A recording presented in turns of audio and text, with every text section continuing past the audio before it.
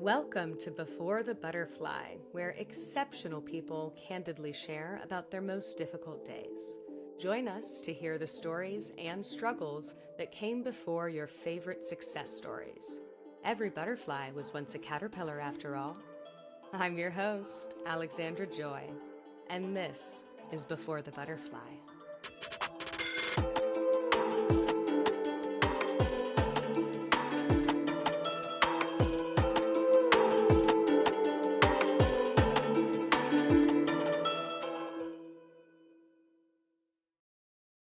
Today's guest, Lauren Ash, is a chronically viral sensation. She is a writer and astrologer who's been featured on Stylecaster, Nylon, Reader's Digest, and USA Today, to name a few.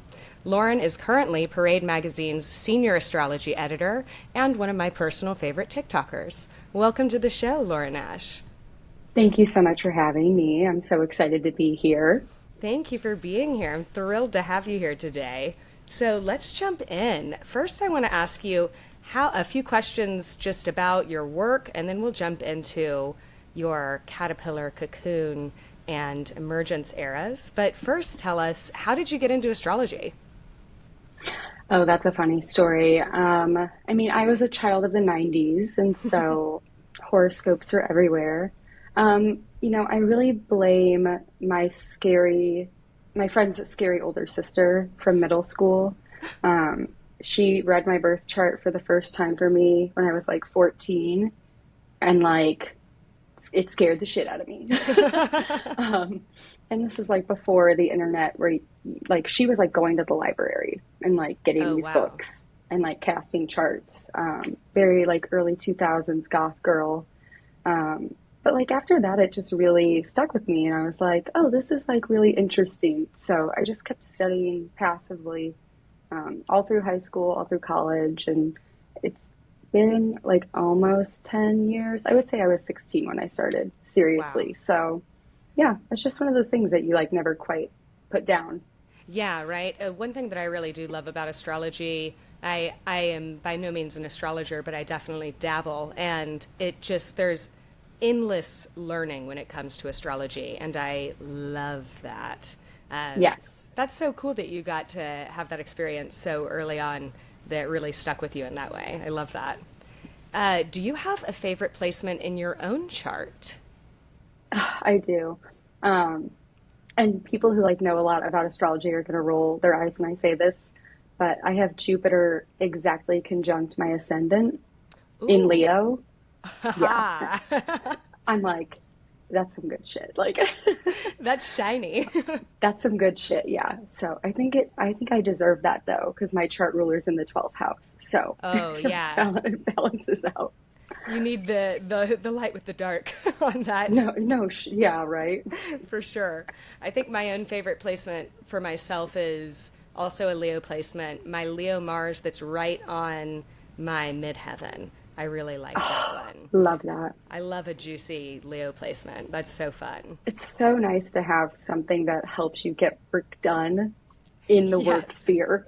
Because it's like, Lord knows emotionally, some days I'm like, no, thank you. totally. So tell me, how did you start writing for such impressive publications? You've written for so many really impressive publications. Thank you. It didn't start impressive. It's funny, like 2019, I was doing marketing and social media, and I heard about TikTok, and I was doing more content, but I had previously been a social media manager. So I was like, well, I might as well get on TikTok and figure out what this is about. And, I just started creating these videos. And it wasn't until I started talking about astrology that people were really interested. And so from there, I started my own blog on my website. And it wasn't until the pandemic hit, when I had so much free time on my hands, that I was able to start pitching these places. And because I had started building an online following and I had my own astrology blog, and of course I was a writer professionally, it was kind of easier to shift in there. But it's a lot of sending out emails and not hearing back. And it's a lot of writing for less impressive publications first, right? I think like I never would have thought I would be where I am now when I started all this in 2019. It was more like a passion project that kind of has evolved. So I don't know. I'm surprised some days too. That's awesome, though. It's I feel like it's so easy to look at someone with a roster or a resume such as yourself and just be like, man, that feels so impossible. One thing I sometimes tell my clients is it's funny how different pieces from different places in your life can kind of come together for a purpose in a perfect time. And it Yep. sounds like that totally happened for you with that. Yes, it's so funny. And this is like so on theme for this podcast, but like I was doing the astrology stuff alongside my day job for about like 2, 3 years maybe before I switched to this full time. And I actually quit my day job like unexpectedly, like on the spot because of my old boss. And I remember like after doing that being like, did I just make like the biggest mistake of my life? Like did I just really like screw this whole thing up? And then 6 months later, I was doing a partnership as a freelancer with my old company's biggest client, like my old team. Wow. And and I was like, well, isn't that some irony? That's incredible. I think about that constantly. Like any time that I'm like, did I mess it all up? It's like, no, girl. Like you can't write that. Like it's Yeah. very bizarre, but also like it's a kind of nice reassurance that like if you have like a belief in yourself and a willingness to like do it, like you can make it happen. Yeah. Oh, that's awesome. I love that so much. Yeah, the universe just immediately being like, yes, this is Yep. correct. I was Keep like, I'm going. done with you people. And then 6 months later, I was like, maybe not. I was like, maybe not. Oh my gosh. Wow. That's awesome. I love that so much. Did you ever imagine yourself being a writer or astrologer as a kid? I always saw myself as a writer. I would say like writing has always been something I've done and it's probably something I'll always do, but an astrologer, no. And like not even when I started learning it, I would say like it wasn't until people on TikTok started like commenting on my videos, like maybe 3 years into me making them saying like, do you read charts? That I was like, well, I mean, yeah, I read charts, but like, not professionally. But then I was like, well, why not? I've read charts for free for my friends for years. I've done charts on my own. Why not? So it is kind of one of those things where it's like life evolves in a very strange and beautiful pattern. And like when it feels like it's just like moving the right way, you kind of just have to be like, why not? Like, let's just see how this goes. Right? And I That think as I've gotten inspired older, I've like, action.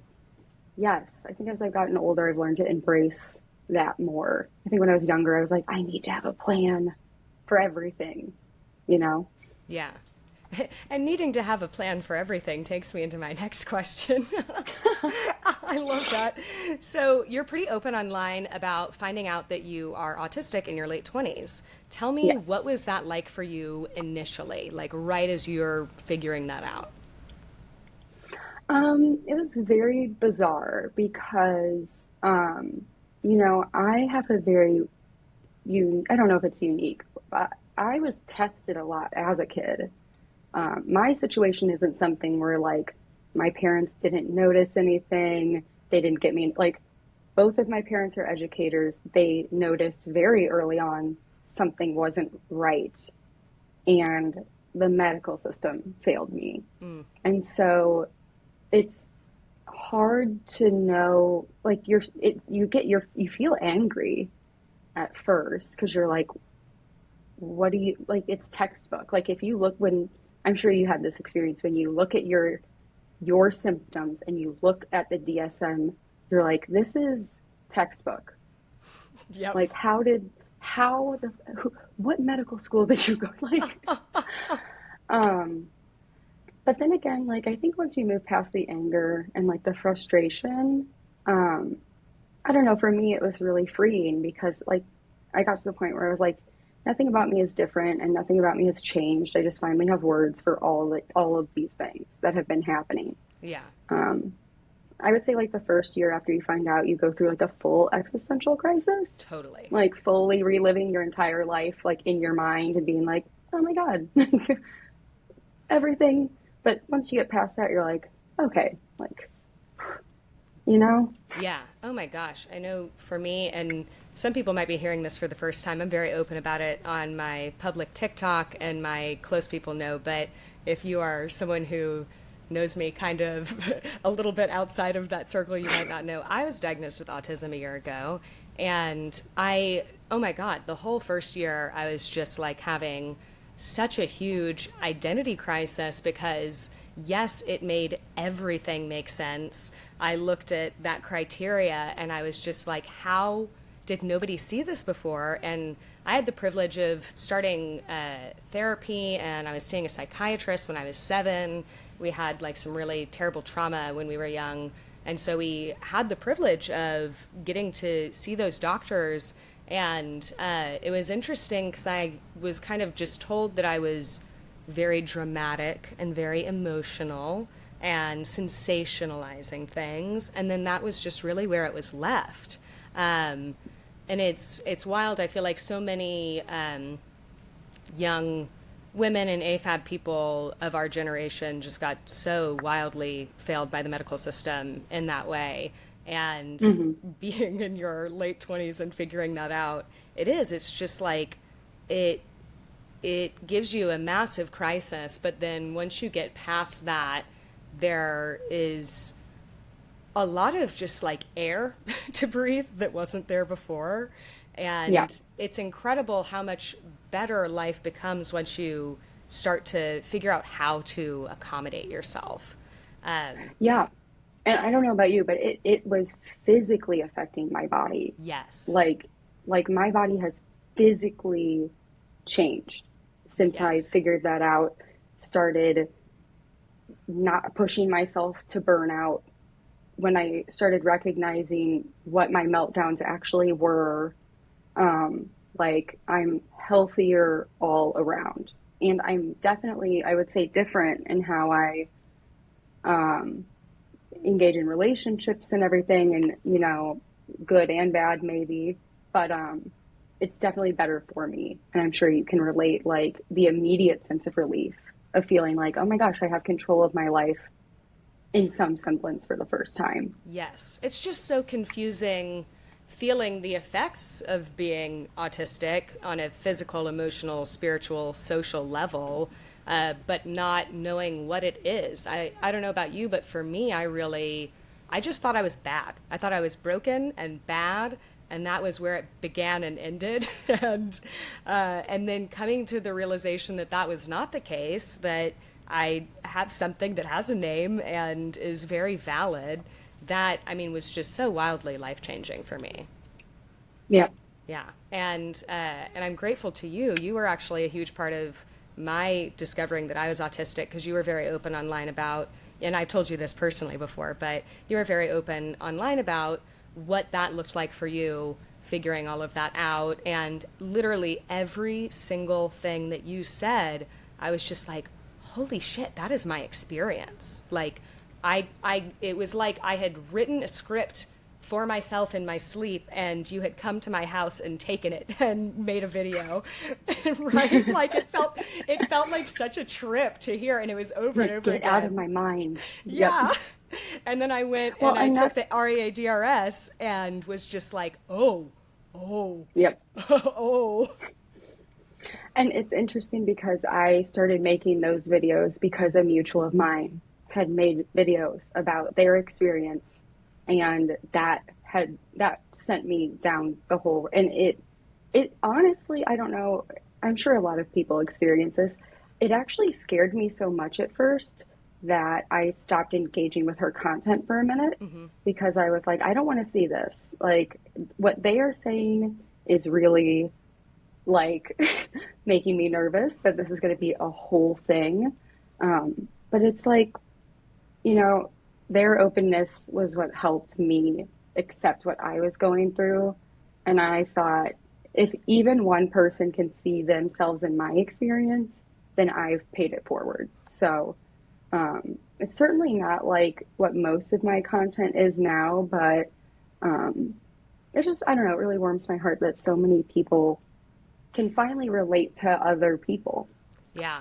I feel like one thing that I've said for years since I was a teenager is just I really truly believe that so many of us are going through so many of the same struggles silently and feeling alone and feeling terrified and feeling hopeless when really if we were all just a little bit more open and Honest. forthcoming and honest about our experience and our journey that we would all feel a lot less alone. And I try really hard to live by that.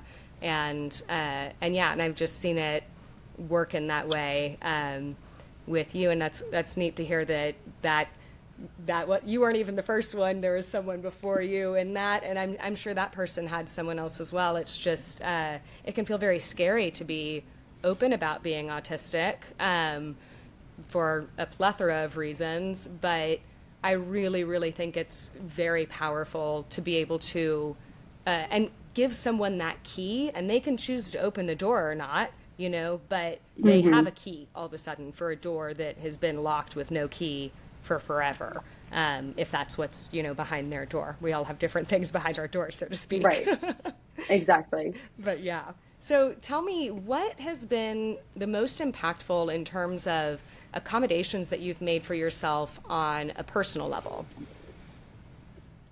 Oh, um, you know, I feel like this is such a stereotype, but I feel like every person who like goes into business for themselves is like, I went into business for myself because I was sick of working for somebody else. Now I work all the time. And, but it's like, it's so true. Especially when you do something you're passionate about, like it's so easy to just say, yes, yes, yes, I want to do that. Yes, I want to do that. And,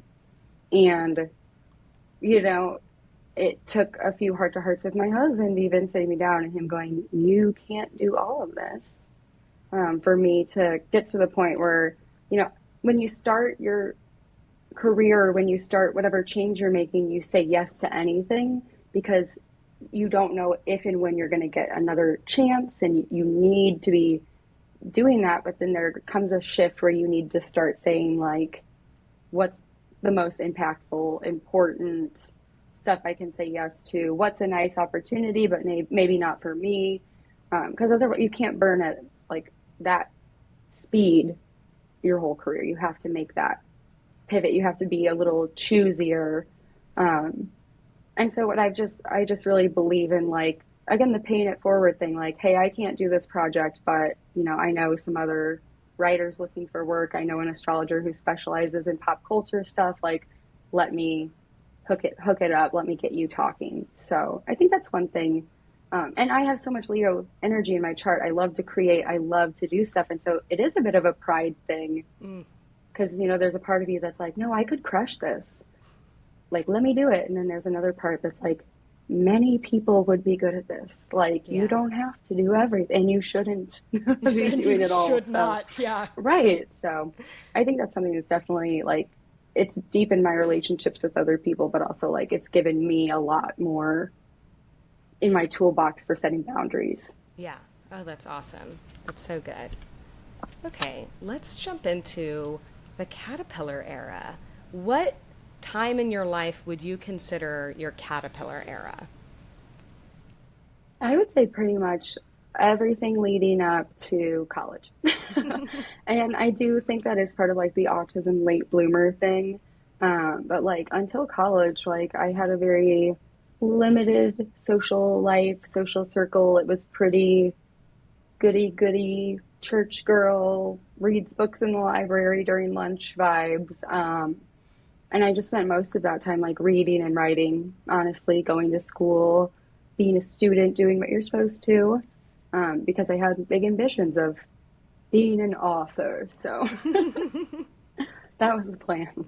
You could feel the calling all the way back in your caterpillar era. That's really neat. I feel like so I'll many of tell you us what, do and just like don't yeah. know how to listen to it. I also, in fifth grade, I like won a an award from a teacher, like most promising writer, I think. And I remember she was like, "You could do this professionally." And I think something in my brain just like cemented right there and was like, "I'm going to be a writer." Tell me about one of your worst days, just absolute worst days in your caterpillar era. I mean, probably when I didn't get into the creative writing program I wanted. I had been very ambitious and applied to like NYU and like Iowa and like, all of the stuff. And I ended up going to a state school, Mizzou, which is nice, but I do remember like not getting into NYU. Even though that one was a long shot, I remember maybe thinking that was the first time I wasn't cut out for it, which is pretty scary when it's like I'm trying to get into college to be cut out for this. So that was one that hit me pretty hard, I would say. Yeah, it's so hard when you know that you're really meant to do something and your brain says, "Well, surely this is the path.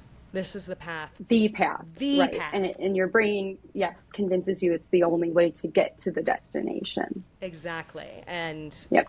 one thing I've definitely learned with age is there are so many paths. And, if you're really meant to get somewhere, you'll end up there one way or another, whether you like it or not. Even if you try to avoid it, yep. Exactly, exactly.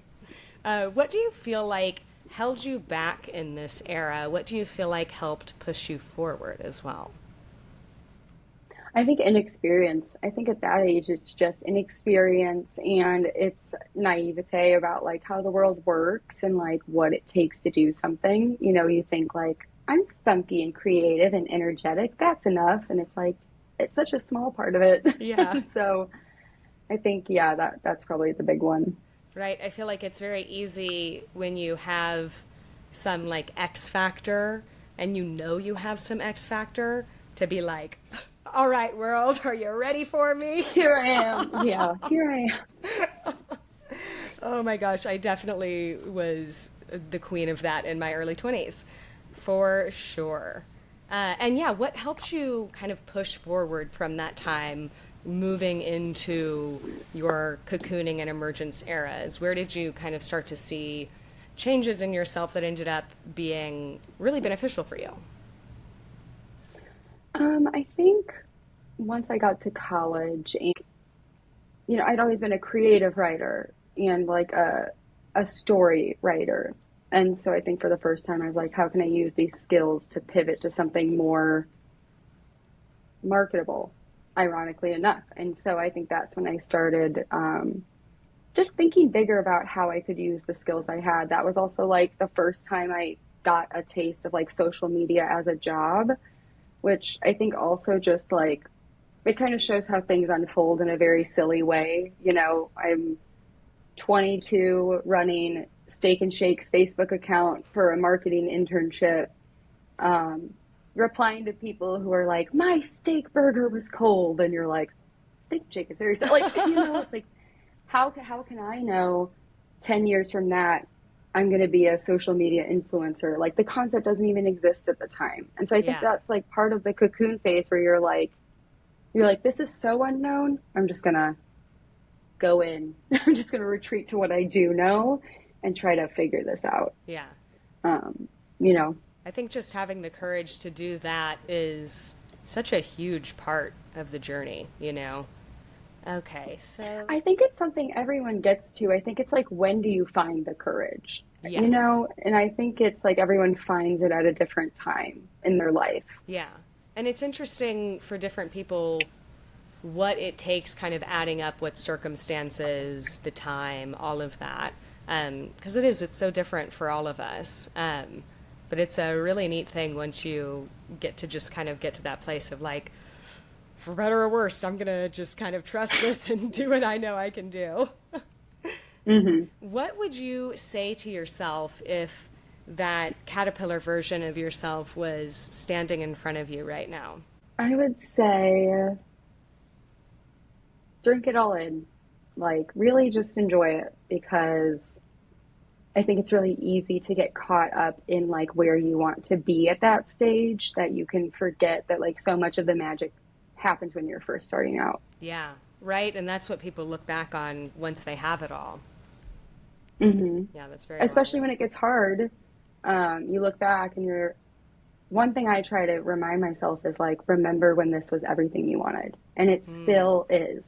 Like, be grateful because you used to dream about days where you controlled your schedule and you got to write about the things you love. And even though it's hard right now, you are in a better place than where you were, you know? yeah, remember when this was everything you wanted. I love that so much. I definitely personally can reach a goal and then not even celebrate it, just immediately be like, okay, what's the next goal? How do I keep going? Hmm. And it's so important to really stop and take stock of how far you've come, to take a look Hmm. behind you and be like, oh, wow, I've climbed this whole huge mountain. That's an incredible Yep. thing. Yep.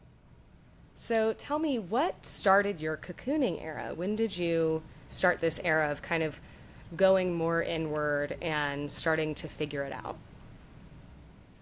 I would say, you know, the pandemic, I know it's so cliche, but it's like the pandemic really did change like so much.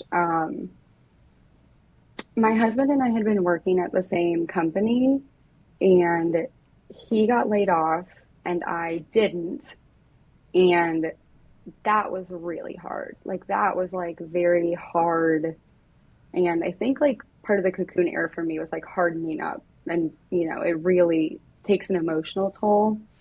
And then just like a string of like bad, like I loved that job and I ended up getting an offer somewhere else that, it's funny in the cocoon era, you think you're figuring it out and like sometimes you're just messing it all up. But um, they say that the caterpillars actually dissolve into goo and then they reconfigure all their shit to become a butterfly.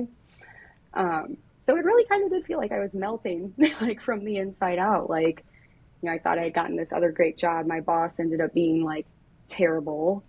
I ended up like quitting that job on the spot with no plan. It really feels like this sort of turmoil, but you know, it's hard to let people see that on the outside, especially when it's something really personal. And so I think that like the cocoon era for me was like really just getting to the heart of like what I really cared about Yeah. and kind of like just letting all the rest of it fall away. Around what age would you say this cocooning era started? And is there anything that you would name it other than the cocooning era? My Saturn return. Yep. No, it literally like I look those dates up. Like I literally signed an offer for that terrible job. Like I went back after I quit and I looked at the transits for that day and I was like, some astrologer I am. Like, I've got some like huge Saturn transit that's like, don't do this. Like, but I think that's another thing that's important to remember is like hindsight is 2020. Like you think you're in your butterfly era when you're in the cocoon and like you really it's hard to know until you can look back sometimes. So I just think that whole era for me was very confusing. And I would say honestly, sometimes I think I'm still there. I think some people see like the butterfly, but I think and I definitely obviously like it's I think it would be like dishonest to be like, I don't know why anyone thinks like, but it's also like, sometimes I wish I could go back into the cocoon so people would stop looking at me. Like, um, and then sometimes I feel like I'm the caterpillar again. Like sometimes I look at Zach and I'm like, so what? I'm just gonna like do the like I'm gonna do readings forever and like write on the internet forever like that for 30 years. And he goes like, you don't need to know all that. So I think the cycle kind of never ends.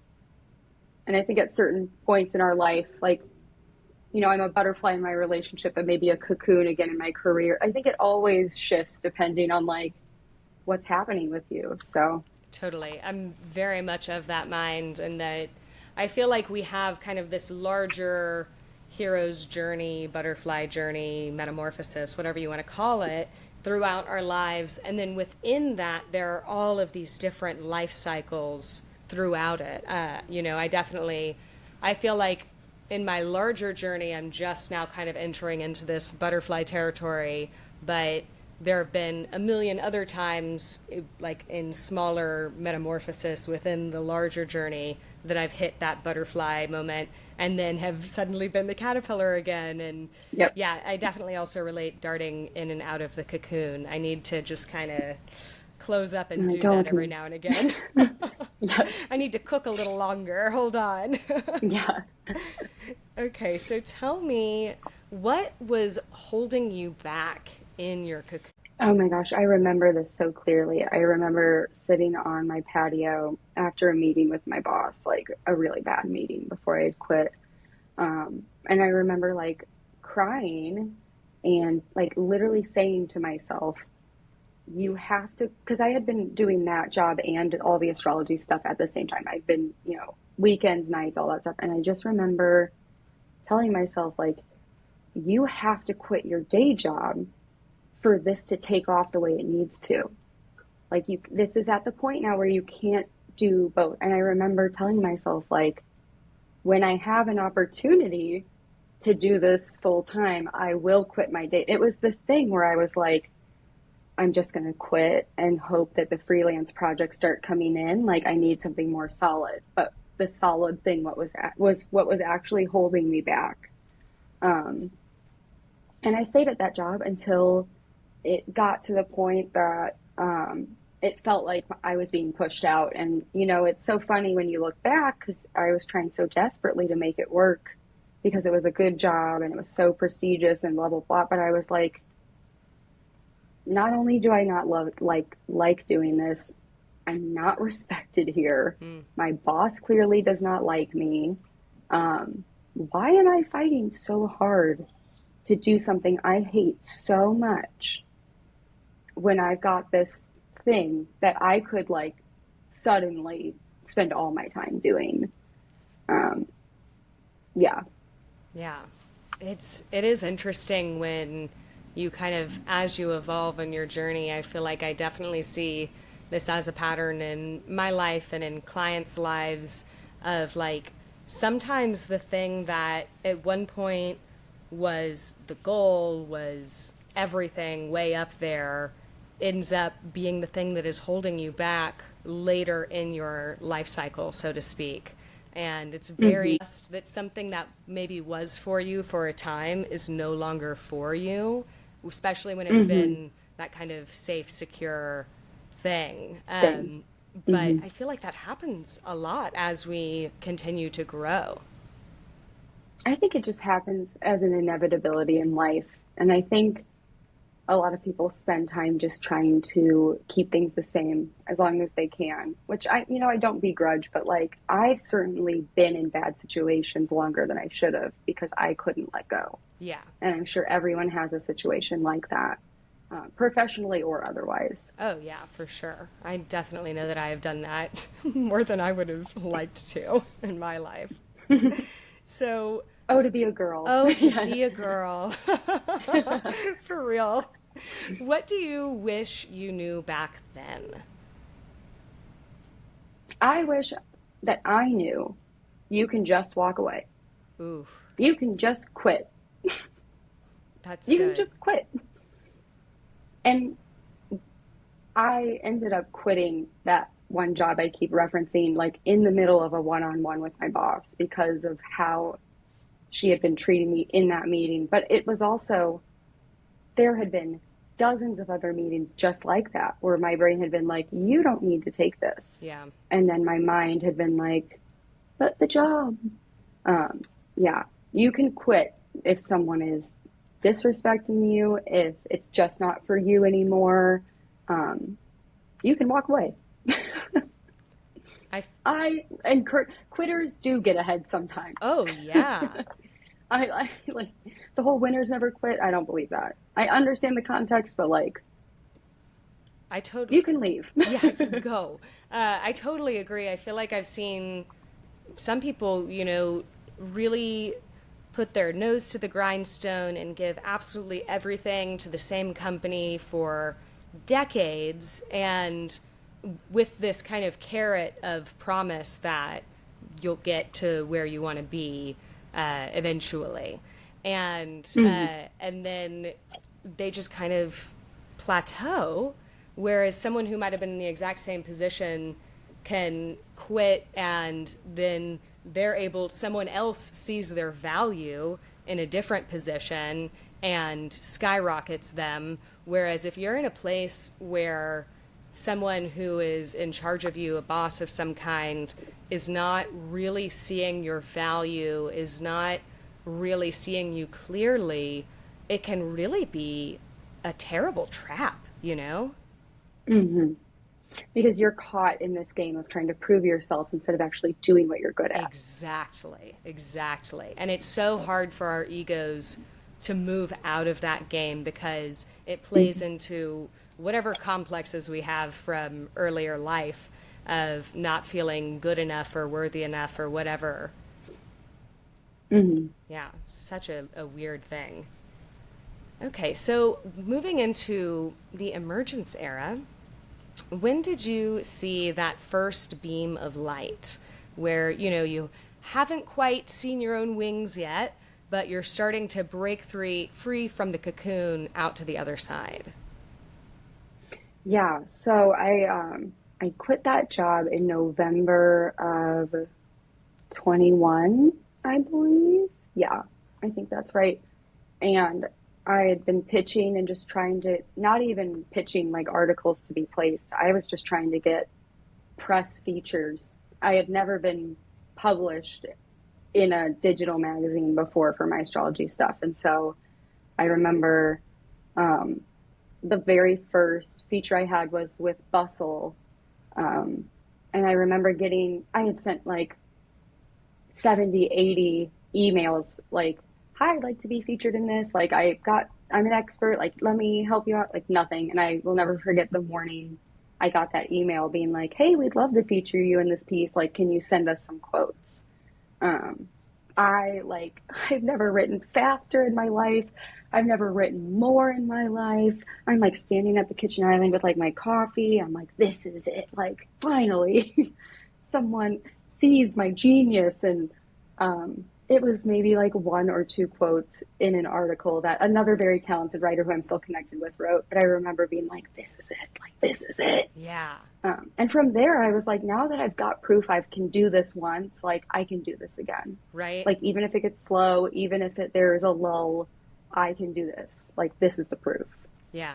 And it's so nice once you get, even if it is something that might, looking back, look small, it just that little bit of proof to make it click in your brain can be so incredibly helpful in terms of just like believing that you can, and so therefore going after it with that confidence, because I know you were going after it before then, but it's like I feel like it changes something energetically, at least it does for me, where I'm just like, okay, I can actually buy into this Hmm. as a potential reality. um, Man, and that's You a know good what's feeling. interesting? I distinctly remember the first time I showed my face on camera on TikTok because I had made content for like a year, maybe like lip syncing and mostly doing like off camera stuff. I remember the first time I made a video speaking to camera, and I remember like my comments being like talk more about this. Like I just remember something being different when I wasn't afraid to put myself on camera and express myself. And I'm so interested in that because it feels like that's how people get big on TikTok now. You know, they get ready with me, all of that. I'm curious if you ever noticed that shift with your own content. Totally. I feel like I have kind of a unique experience in that and like this sounds absolutely nuts, but my guides had been telling me for a really long time that something really massive was going to take place in 2020, and specifically like this time frame 2020 all the way through the end of 2023 was going to be just like really chaotic, and the whole world was going to be affected and changed. And I was planning a move based on just this, like, kind of download I had gotten from my Feeling. guides. Yeah. And we Hmm. were moving across country from the tip of Florida back to Austin, Texas. And When you say back, is that back home for yeah, you? yeah. I'm That is so crazy because I moved back home to St. Louis in 2020 also. Really? Did you Yep. feel that, like, pull to do it in that time, or was it just kind of a coincidence? It's so funny because before then, before the pandemic, like right around the holidays, I had remembered being back in St. Louis and thinking, why did I not like it here? Like I could see myself here again. Why did it? And then maybe 2 or 3 months into the pandemic, I told Zach, I was like, we need to go back. Like if we're gonna go back, it needs to happen like right now. And I just remember telling him like, my woman's intuition is telling me we need to go home. Yeah. Like, so yeah, that's so funny. That's so It's crazy. So you moved back home to Austin, Yeah, so right it ahead. was really wild too, because I did a film. I don't talk about it a ton on TikTok, but I am a professional actor. That's my, like, main gig, and I had done a film in Austin. They flew me out from Florida at the very beginning of January, and my guides were like, "Go now, now, or you will get stuck in Florida and Hmm. you'll be upset about it," which I totally would Yep. have been. And we planned our move. We were starting to move, and as I'm, like, packing, my guides were like, "Okay, you need to start making videos on TikTok." I didn't even have a TikTok account. I didn't know what I was going to do. I just started talking Hmm. about spiritual stuff because I'd been doing my work as an intuitive for some time and had been training under mentors in Florida. And Hmm.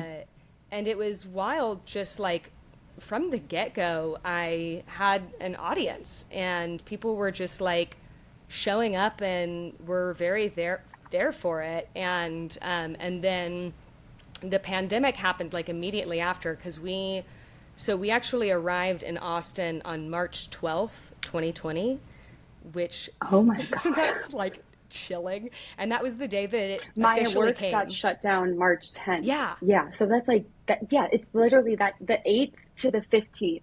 I feel like depending on where you were, that's when it all started. March 12th was the day that there was the first confirmed case in Austin.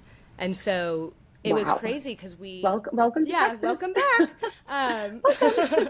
It was nuts because we actually, like, moved into the apartment that I'm in this doing this episode in right now, and it was like we didn't have any food in our fridge. We had just moved here. We woke up early in the morning, hadn't even seen the news about it yet. Went to Trader Joe's just to put some food in our empty fridge, and every fridge was empty there, and we were just like, "Oh my God."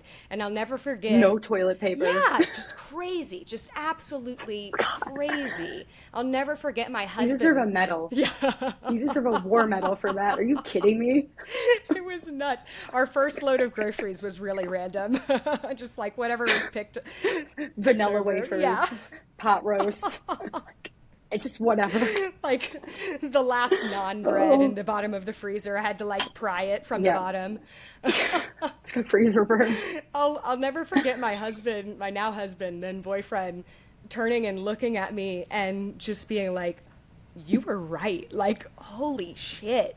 This is unreal." Yeah. And we had been together a few years at that point. He had seen my intuition be correct about quite a few things. So when I came home one day and said, "We're moving immediately," he was just like, "Okay."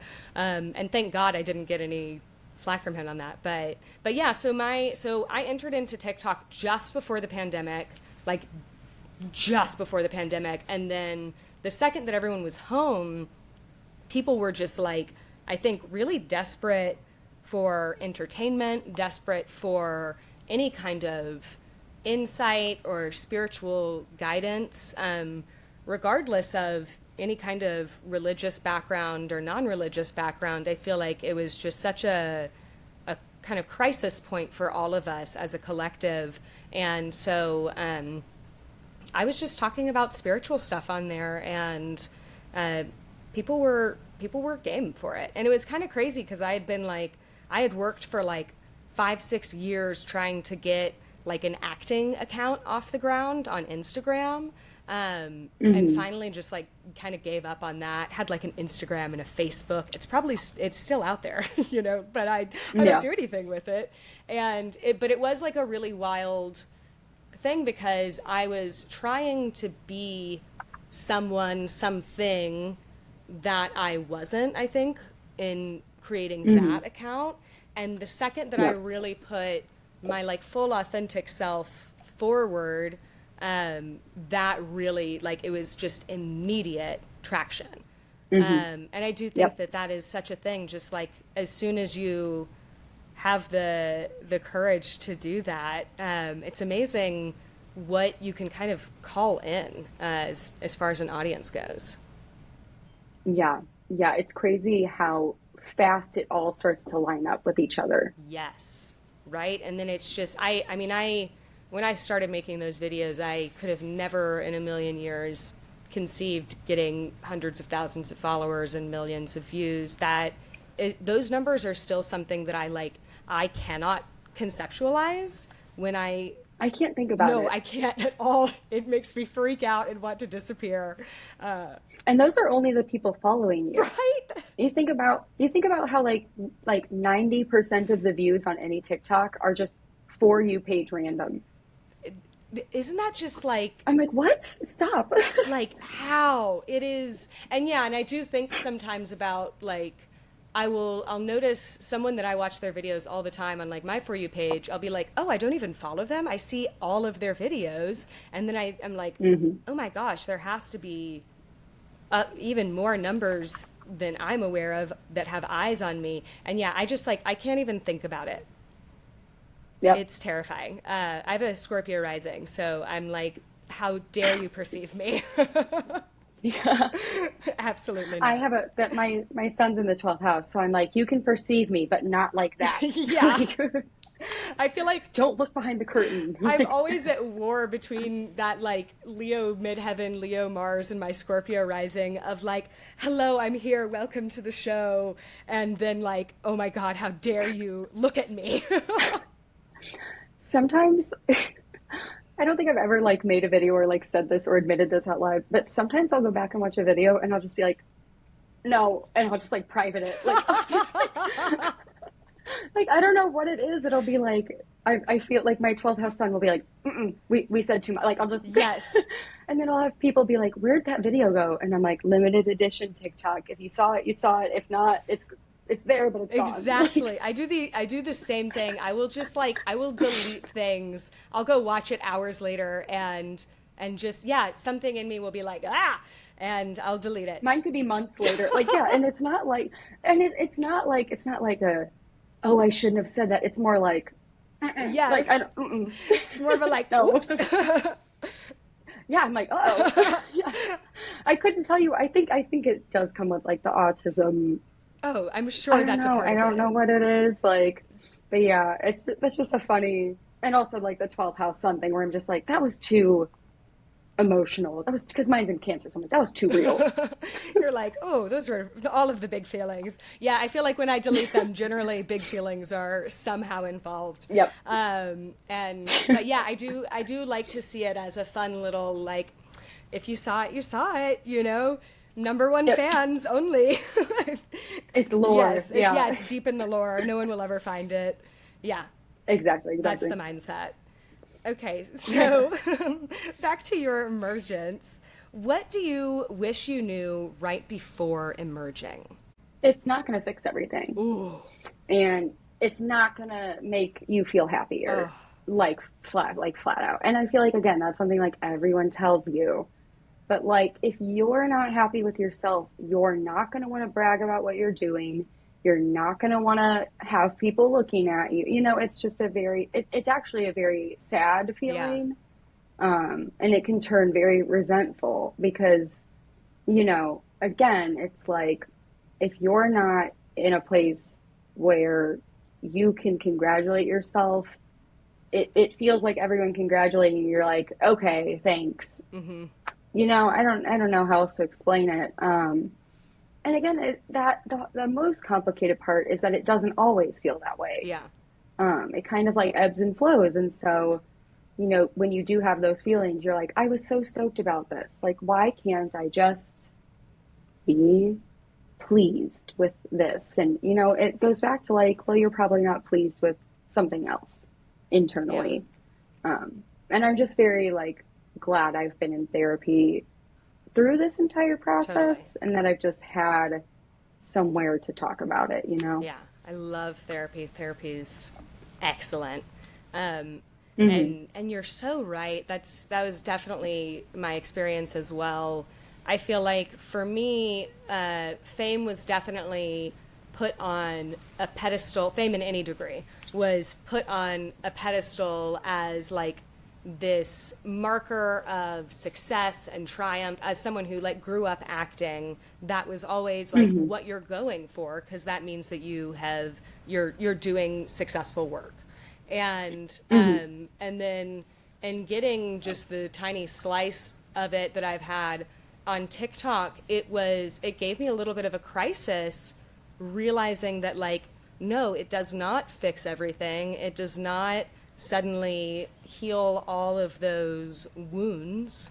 And in fact, for me, it brought up more wounds than I realized I had, in terms of like being bullied as a kid. Because if you're going to be Hmm. public online, people are going to say nasty things from time to time. And depending on whatever video it is you're posting, there are certain videos that people will really say nasty things. And I just really thought that I would feel so differently hitting this level of exposure, than it made me feel. It made me feel very, very much the opposite of what I anticipated Hmm. feeling. And you're always so real, and I appreciate that so much about you. And that's so true. It's just like, it is this really weird thing. And you get there, and it's like, damn, I have to like still Yeah. do all of that work manually. I can't circumvent it by Hmm. reaching this thing that I've put on a pedestal. Hmm. Yeah. And then it's like, that's a whole other challenge to now face. Yeah. And yeah, and then coming from a place of like, oh, now I'm going to do that and face this challenge and have eyes on me while I do it. Whether or not you're like sharing Right. about it, you still feel the pressure of those eyes. It's very interesting.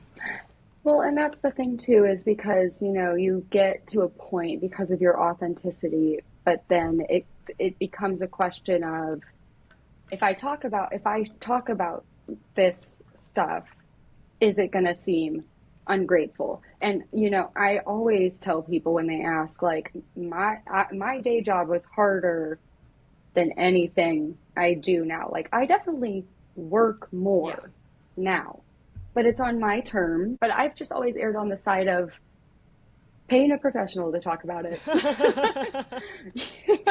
you know, anytime I'm like ready to go to TikTok really sad, I'm like, maybe I should email Ryan instead. Maybe I should go over this with my therapist first. You're right. Generally Yeah. wise, whether it's a conversation I'm having online or in person. Yeah. Okay. Uh, So, do you have a specific moment that you knew that you had really kind of transformed and hit this butterfly stride, so to speak?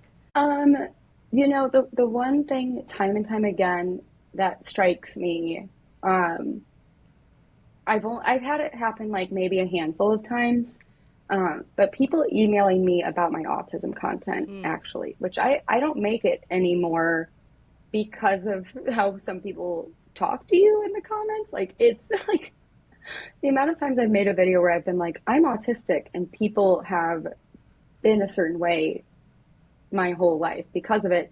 And like a comment will be like, I don't like your tone. It's like I had to stop. Like I Oh, had to yeah. stop.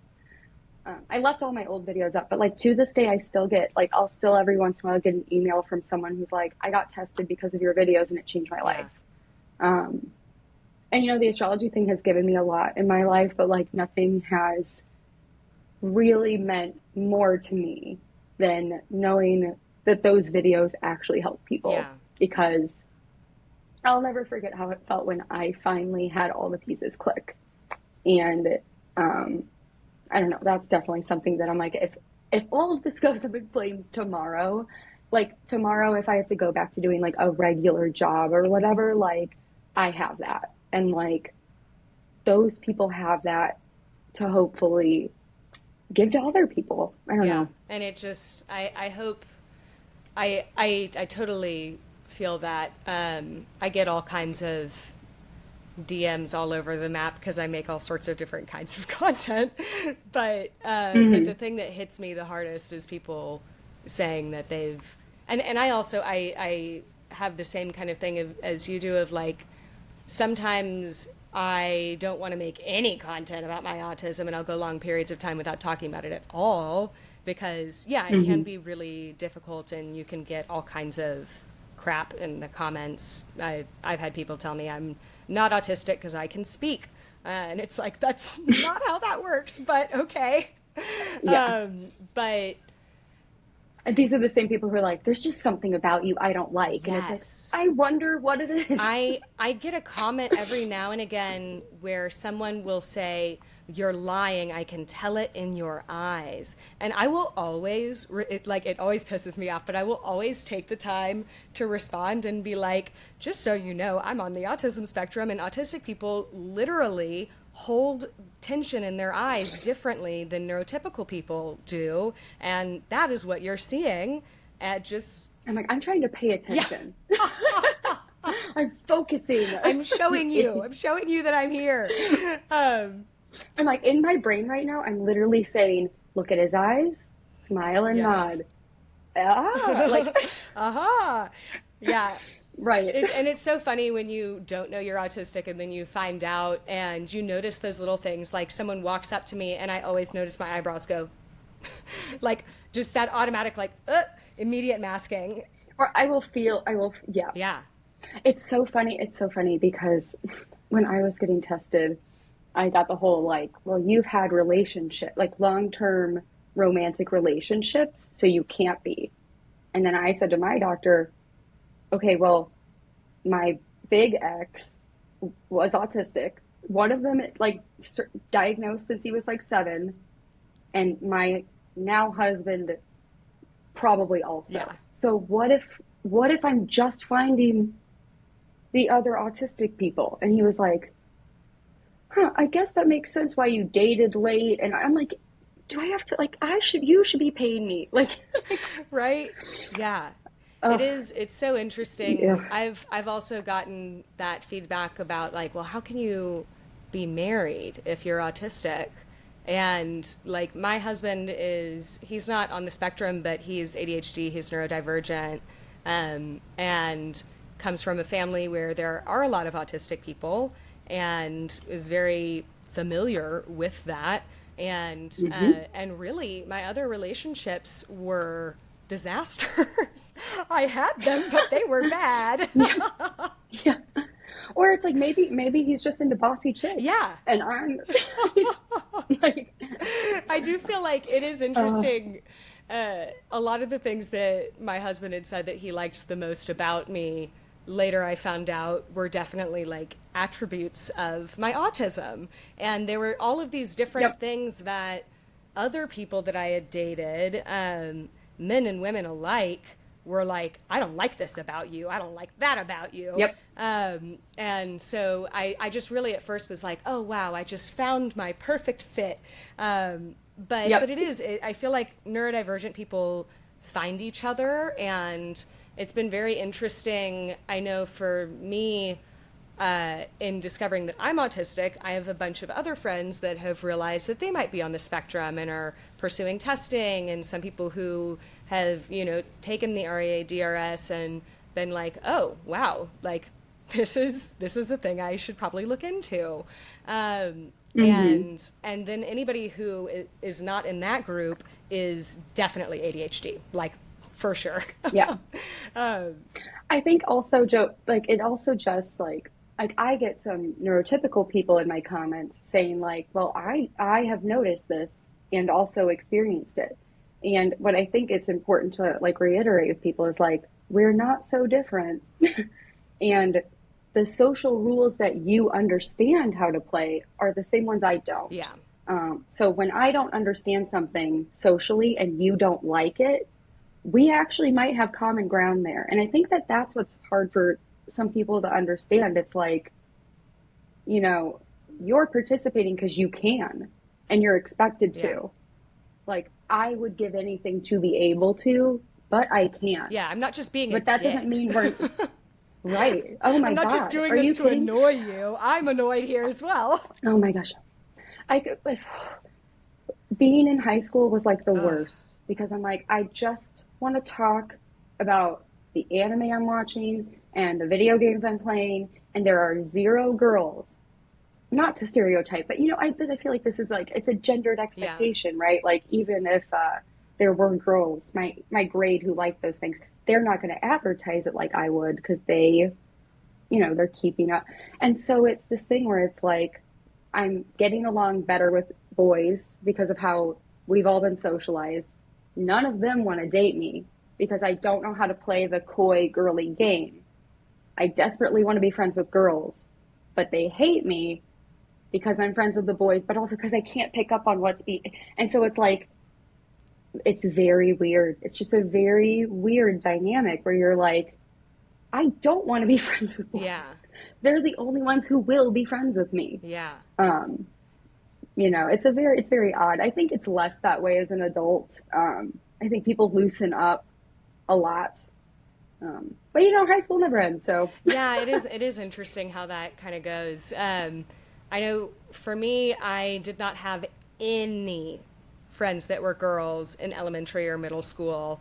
And I wanted that more than anything and was always trying so hmm hard for it in a way that hmm really, I think, just like did the exact made it opposite, made worse. it so much worse. Yep, If I just yep, like same. hung back a little bit more, it might have been easier.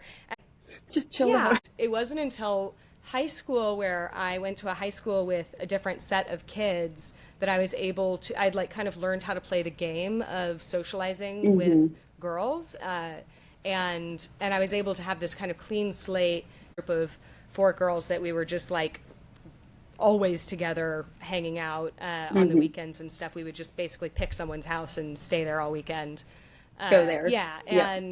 and I learned a lot, and they were very patient with me and very kind to me, and I learned a lot about socializing with women and girls at the time, through that. But they were really gentle and forgiving and kind to me in a way that I just like feel like changed the trajectory of my life socially. hmm And Yeah. we're not like I wasn't necessarily asking for them to explain things to me, but if they noticed that I didn't understand something and had struggled with it over and over again, they would just very gently explain something to me.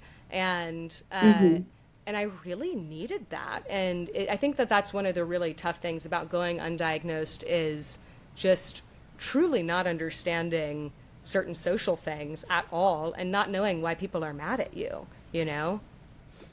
Yeah, and it's so funny.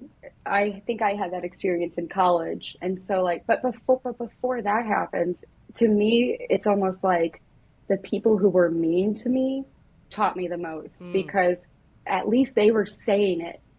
And I think that's part of the struggle is like when you don't know what it is, everyone is dancing around the fact that you're not getting it because they don't want to be like, why aren't you yeah. getting this?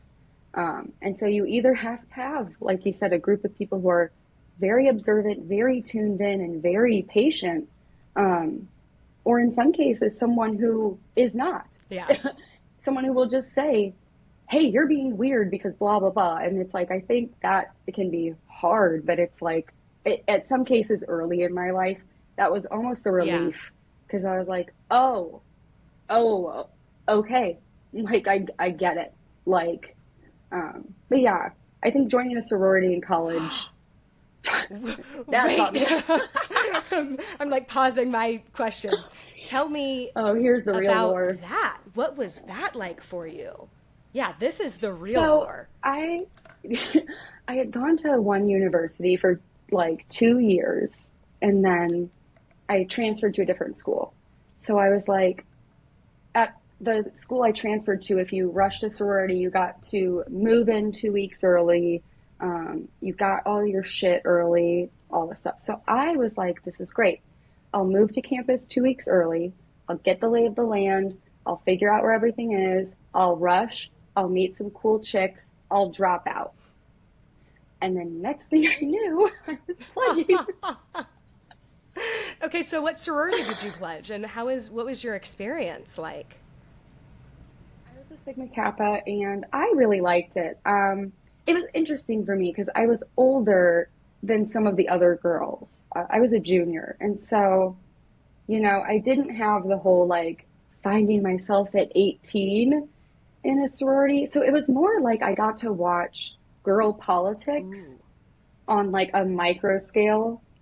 Um, and you learn so you're like, oh, I'm like taking notes in the corner. I've got like pin boards about like who doesn't like who and why. Like, but you just like when the interesting thing about sororities is like they are very like boys aren't allowed in the house, like boys aren't allowed up in the rooms, like it is a very female dominated space. And so for the very first time in my life, I got to see how women operate without men around Ooh. and how that power dynamic Yeah. works. And it really changed everything for me, for better and worse. I think it helped me understand how to deepen my connections, but it also showed me like, oh, oh, that's what this was. Yeah. Oh, Oh. bless your heart doesn't mean bless your heart. Like, you know what I mean? Yeah, Like, those little things that you do, I feel like I struggled so badly when I was young, like much younger, with social stuff, um, until I had enough data. That's something that I tell people a mm-hmm, lot. They're like, mm-hmm, mm-hmm. well, you socialize great. And I've had neurotypical people be like, oh, you socialize better than I do. What are you talking Like, I about? trained Yeah, for I'm this. like, I have been working every second I've been alive, like taking notes and figuring it out. Hmm. Yeah, and so that is really interesting to have had that kind of microcosm to study. Um, do Yeah. you feel like it was ultimately a positive experience for you? I would say it was pretty neutral. Like, I'm definitely not one of those people who is like hyper involved after the fact. But I'm also not like, I hated that place. Like, I still talk to some of the girls. One of my best friends from college I actually met in the sororities, you know. From my understanding, Yeah, different sororities, even the same sororities on different campuses, are super vastly different. very Yeah. different. What part of the life cycle do you feel like you're in right now, and why? I think I'm back in that early caterpillar stage. My husband has a new job. Like our dynamic is changing. I think like, I've just settled into like a long-term writing role. My parade stuff is still pretty new-ish, like just a month, like a couple months. So I think I'm like, I don't know, maybe actually moving back into the Yeah. cocoon, learning to like settle into something and like Yeah. pause. It is. It's an incredible position. I'm so excited for you. That's just like Thank so you. neat. I'm sure that that's been a lot of fun and will continue to be a lot It of is a fun. lot of fun, and it's just so nice to continue to be able to share what I know with people and just to continue to see an interest. Astrology is a special interest of mine, so I will not shut up. Yes. Like, I'm like, my goal is to convert as many people as possible to my special interests so I can always talk about It's it. also like such an awesome special interest to have. It's definitely a special interest of mine as well. And I love having it as a special interest, not only because it's just kind of infinite learning, but also because it's a great social. I use it as like a social tool and like at parties and stuff where I don't know a lot of people. I'll find Mm-hmm. like the crunchiest looking person and ask them a question Yeah. about it, What's your moon Yeah, sign? right? Yep. And then 5 seconds later we've pulled up their chart and then three other people who Yep. are standing by, "Oh, I want to know about my chart." And then we're pulling Yep. up their chart, someone's texting their mom, If I had a nickel for every time I Yep. had someone text their mom for their birth time, I would be very rich. So good. So good. And it's so funny because some people's moms respond right away, and other people's moms are like, who's trying to steal your Yeah. identity? Like, Right? It is very interesting to see the different ways people's moms respond. yeah. But people love themselves. Everybody is interested in themselves. Everyone has. And people want to talk about Yes, themselves. yes, and so it's a very fun thing, and it's always interesting to read someone who is not at all into astrology. That's actually my favorite person to read at a party. My favorite. Right? Oh, Oh, it's so my good because favorite. they're always just like jaw on the floor, dumbfounded by how accurate it is because it's real. It's very Hmm. real. And yeah, that's always really fun to convert people into believing that astrology is not just totally made up. Yeah, Bunk. yeah. Yeah. So, what is something that you think we should collectively be more honest about? Hmm. That's a good one. Um, I think we should just be more honest about being in like the in-between Mm, space. Like I think this year has really like I think a lot of people I think you had touched on this earlier, like if I'm not progressing or if I'm not working toward a goal, I'm stagnating and it's like no, sometimes you're just yeah, chilling. And I think maybe just getting comfortable in that in-between space and learning to settle into it. yeah. Because I feel like I can, and tell me if this is true for you too. I know a lot of us autistics are definitely overthinkers. I feel like I have really been Yeah. unlearning a habit that I've had of like wrecking every single moment of rest I've ever had by overthinking anything that has happened What should I before do or next? after or Yep. whatever. Yep. And the last few years, I've been learning so much about just being, just existing, sitting here Hmm. and not losing my mind by trying to figure out something that I did wrong or something that I could do better or whatever it is, however it manifests. Um, Hmm. but yeah, that's so good. What is a stigma that has negatively impacted you on your journey, and what do you wish people understood about it?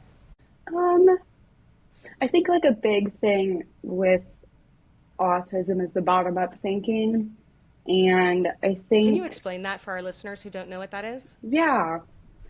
So bottom up thinking essentially is like if my boss were to come to me with a project, instead of starting at the top and making a bunch of assumptions and saying like, I assume this is how this works and I'm just going to tackle it from here until I run into a problem, you start at the bottom and say, okay, when's it due? What pieces do it need? Like, what pieces do I need? Who's involved? All you get all the pieces first, and then you build from the bottom up.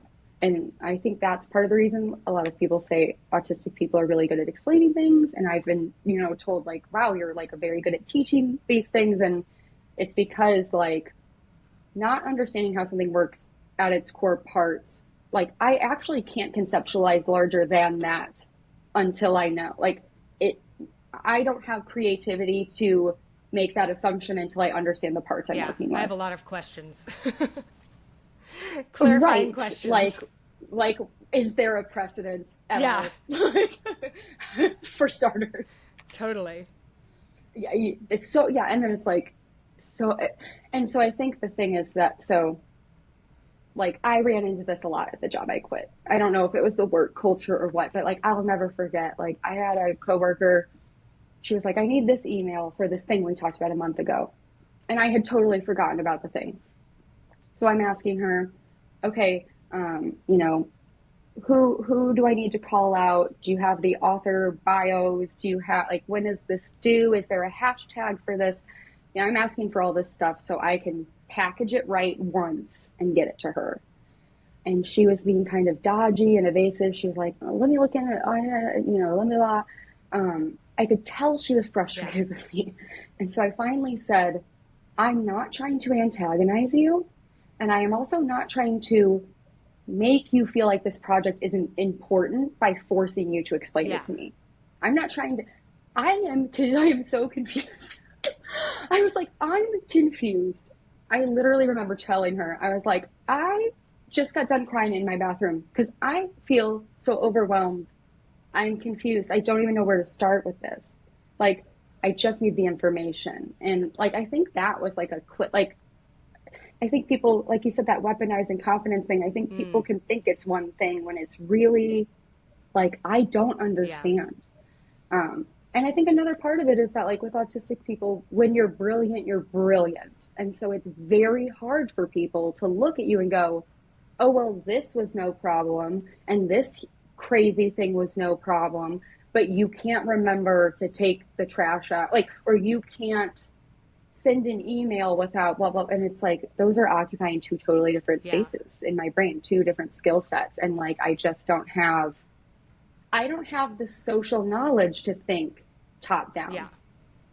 Like, I don't have the social savvy to make those assumptions because it always Yeah. The backfires. assumptions are not made in the way that they They're should not be. made in reality. Yes. So I'm like, please just give me the bottom up Yes. facts. Like, I totally feel that. I've yeah. definitely in the past was accused of being difficult or playing games. Those are things that I heard from people. Um, And then when you try to tell people you don't understand, they think that's part of the exactly, game. exactly. They think, They're like, "Oh, you don't yeah, understand. You want me to explain how you hurt my feelings?" And you're like, "Yes, because I desperately don't want to do this again." yes. Like, And it is so yeah. it's so hard. You really spoke to something that rings so true for me of like, I'm very gifted in certain areas. I have a very high verbal IQ and am able to communicate in some ways that a lot of neurotypical people are not able to communicate. And so I think that in particular, and I'm sure you also have a very high verbal IQ. And have you seen this study that came out of Australia? Just like total side note, where they looked at brain scans of thousands of people, autistic and allistic, which means non-autistic, if you don't know. And they were able to classify people who are autistic based on the brain scans very concretely into four different subsets of autism. And one of them, I oh my haven't. gosh, I'll send it to you after this. You'll have Yeah, to send that to it's me. Yeah, really yeah. interesting. But one of the subsets is a subset that has very high verbal IQ. But generally, when people think autism, they think a lower verbal IQ. A lot of people actually think of intellectual disability, which is something that sometimes does come with people who have it can be comorbid with autism, but it's not Mm-hmm. necessarily a quality that everybody has. But yeah, one of these subsets has very high verbal IQ and also has very serious social differences as well as repetitive behaviors, repetitive restrictive behaviors. So, like, Mm-hmm. high on the autism and high on the kind of verbal brilliance. And I feel like what you're speaking to affects people that live in that quadrant so seriously because people can see that you're gifted in certain areas and think that, of course, you can't, of course, you're playing a game. There's no way that you couldn't conceptualize this. There's no way. Because you're Yeah, a woman. yeah, right? And then, Yep. Because if I were a man, this would not be a right? question. Yeah. I'd be a tortured Yes. genius. I'm not trying to call myself a genius, but it's like people would make excuses for your social. People Yeah. do make excuses for men's social shortcomings, and then it's like if you have a gift, you're allowed to be an asshole if Yeah. you're a man. And then if you're So a it's woman like or a femme, it's just like the second you do a half of a social faux pas, like that, it's all over. And you can just be so like criminalized for that so quickly mm-hmm, as a woman or a mm-hmm, femme presenting person. I just like so see that. That's a great answer to that question. That's one of the questions I'm really excited to hear everybody's answers on as we move through mm-hmm. this, just to hear, we all have different things on our journey that there are stigmas about, and we just don't talk Hmm. about that enough, I think. So, No, what are you working on personally right now as far as your own journey goes? I think I'm just working on a kinder internal narrative with myself. I love that. I think just like being gentler with That's myself. so good. Me too. That's important. It really is. It's important. I think everyone should do it. Amen. Agreed. Ooh, um, I'd like to be more spontaneous in my work. I think personality wise, I'm spontaneous within reason, but I think I'm actually very rigid in how I work. So I think I'd like to work on that this year. Nice. A little extra spontaneity. What Yeah. kind of butterflies do you think our world needs right now? I think more butterflies of all sizes. I think that there is this idea that you need to like go big or don't do it at all. And I think especially in like the digital space, there's never been a better time to like carve out a niche, like, and you can really, really do something impactful with a very small audience. My life started changing at like 10,000 followers on TikTok. But even before that, I could feel that something, like, I remember telling my mom, I was like working on my blog, and I was like, one day this blog is going to help me quit my shitty Yeah. job. And I didn't have anything, but I was like, if I keep doing this, how can it fail? If I keep dedicating myself to it and I keep working hard and I allow myself the time for this to unfold, if I don't put myself on a deadline, like, how can it? I don't even know what this could be. And I think that's the other thing is it's like drop the idea of what failure is. Like failure is linked to this idea that there's only one way to get to where you want to go. And I think even when you fall flat, there's a lot to Yeah.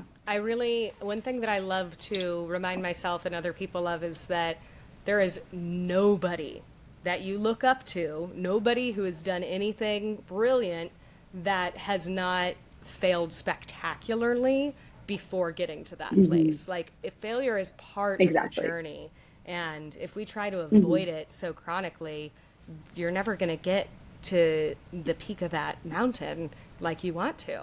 Where you Yeah. want to go. Yep. All right, and our last question today. What would you say to the caterpillars and cocooning, listening, hoping to become those butterflies that the world needs? Do the damn thing. Do it. Just like, and I know that's like such a, like, just believe in yourself, but, um, you know, you gotta just go for it because you'll always wonder, like, why did I Yeah. not? Like, why did I let, why did I let me be the thing that held me back? Oof. It's like life already wants to prevent you from getting places or wants to challenge you or make it hard. Like, why would you add another obstacle in your own Yeah. way? You really are in control of what you do. And I think the first and most important thing you can do is bet on yourself. Yes. That's so good. I feel like people hear that advice sometimes and think it might be like reductive, but it's really not. It really is just that simple. The only way to really get somewhere is consistent, inspired action. You got to do it. Yeah. I remember like thinking to myself when I started my freelancing career, I was like, what right do I have to call myself like a entertainment writer? And I was writing a bio for my website that had no work on it. It was an empty website. It was a aspiration. And I'm like writing this bio like almost in the future tense. And I'm like, who am I to say this about myself? And finally, I got to the point where I was like, if you won't call yourself a writer, nobody else is Ooh, going to. yeah, that's so good. If I don't call myself a podcaster, nobody else, like, you tell people how to treat Yes. you. And I think that can also, like, that's also, it's, can, but like you tell people, like, I am this and this is what I expect and these are my boundaries. And part of that is setting those boundaries with yourself and saying, hey, we don't let other people talk to us like this. Why are we talking to ourselves like this? Or, we would be disappointed if someone let us down this way, so why are you letting yourself down this Yeah. way? And just like choosing to give yourself more, I guess. Yes, that's so good. Well, this has been an absolute joy. Thank you so much for coming on the podcast today, Lauren. And Thank you so much tell, for having me. This was so yeah, thank you fun. so much. I'm so glad you came. It's just been so much fun. Tell our listeners where they can find you online. Yeah, so I am at Lauren Ash Astro on all channels, TikTok, Instagram, Twitter, and you can read my daily articles and horoscopes on Parade Astrology. Awesome. Go check Lauren out if you have not already. She's got excellent content, and you pump out content like crazy too. You are just so amazing at really putting out a lot of really good content, which you don't see a lot. That's like really impressive. Yeah, so Thank definitely. you. It's because mostly because I work from home. Yeah, it is nice when you get to make your own schedule with all of that. It really is Yeah. as a creator. But yeah, thank you so much for coming today, and I so appreciate you being here. Thank you so much for listening to Before the Butterfly. Your support means so much to me. If you enjoyed the show and want to make my day, please take a few seconds to rate us 5 stars and follow us online at Before the Butterfly Pod. You can find loads of exclusive bonus clips and gain early access to the podcast by subscribing to our Patreon. I'm Alexandra Joy, wishing you a blessed metamorphosis.